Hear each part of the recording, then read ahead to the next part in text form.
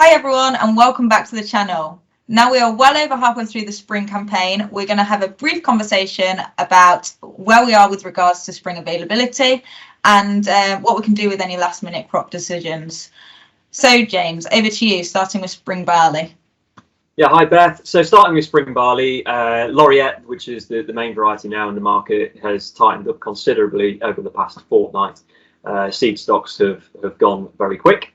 And so as such, anybody who hasn't got their name on any Laureate seed yet ought to be doing so as soon as I watch this video. There is a little bit of Planet left available, but again, because of Laureate selling out, that'll only put more pressure on the Planet, and we should probably see that dry up quite quickly too. We have some CB Score available on our buyback contracts as well. So between Planet and Score, they're really the two options that we have left in the main on spring barley. Okay, great. So what about spring wheat? Yeah, so spring wheat, we obviously had a very open autumn, and as such we saw a lot more winter wheat drilled than what we initially probably thought we would do. As such, that's not put too much pressure on spring wheat demand, so there is plenty still available across the trade. We've got a little bit more time to be drilling spring wheat yet too, so I think there's going to be good availability over the coming weeks. Okay, great. And for those people thinking about an alternative crop, what have we got in regards to pulses?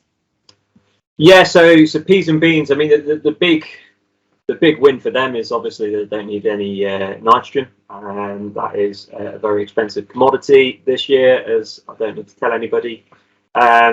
So they provide growers with an opportunity, especially if growers have still got to cover nitrogen. If you haven't covered all your nitrogen requirements, then growing a pulse crop now will just get you over that shortfall.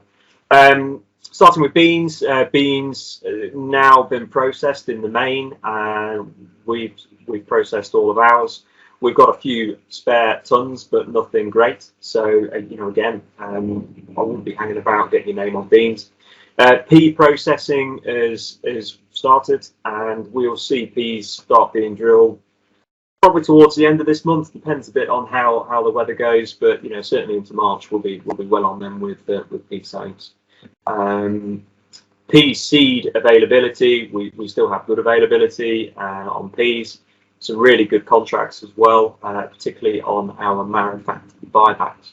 So if you have any requirements at all or any spare land that is suitable for growing peas, then definitely consider those, because they're a very good paying option, especially for a break.